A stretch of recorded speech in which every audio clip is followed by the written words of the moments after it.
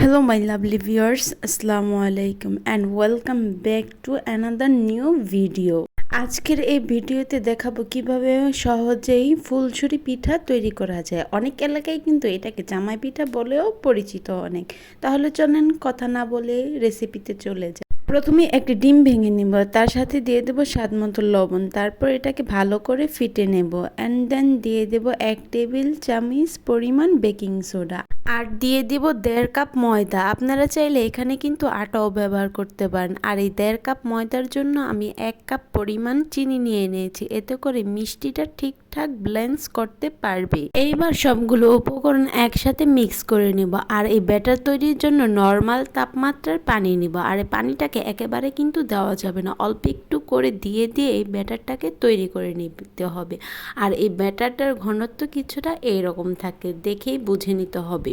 ব্যাটারটা একেবারে ঘনও হবে না, একেবারে পাতলাও হবে না, চামিচের সাথে যেন আঠালোভাবে লেগে থাকে, ঠিক এইরকম একটা ব্যাটার তৈরি করে নিতে হবে। সর্বশেষ এখানে আমি 2 টেবিল চামচ গুঁড়া দুধ দিয়ে দিয়েছি, এটা অপশনাল, না দিলেও চলবে।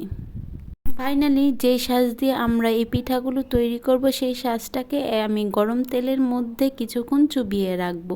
এতে করে যখন আমি সাজটা ব্যাটারের মধ্যে চুবিয়ে তেলে দিব, সাথে সাথে এটা খুলে আসবে।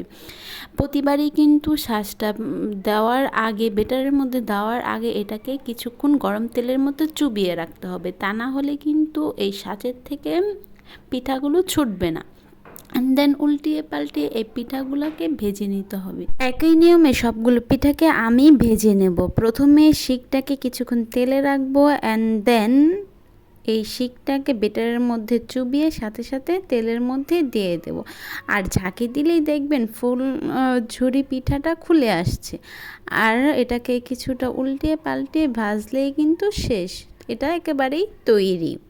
মাত্র 2 মিনিটেই কিন্তু আমরা এই মজাদার ও সুস্বাদু ফুলঝুরি পিঠা তৈরি করে নিতে পারি। বিকালের নাস্তায় বলেন বা মেহমান আপ্যায়নে এই পিঠা কিন্তু নাস্তার জন্য পারফেক্টলি ম্যাচ করে যাবে। এটা দেখতে যতটা সুন্দর, ঠিক খেতেও ততটা মুচমুচে। আর এটা সকলের সামনে পরিবেশনও কিন্তু সবাই উৎসাহের সাথে এটা খাবে। আর এই রকম রান্নার মজার মজার ভিডিও পেতে অবশ্যই আমার চ্যানেলটি ঘুরে আসবেন। আর যারা এখনও সাবস্ক্রাইব করেন না, অবশ্যই সাবস্ক্রাইব করে পাশে থাকবেন। আজকের ভিডিও এই পর্যন্ত। সবাই ভালো থাকবেন, সুস্থ থাকবেন। আল্লাহ হাফেজ।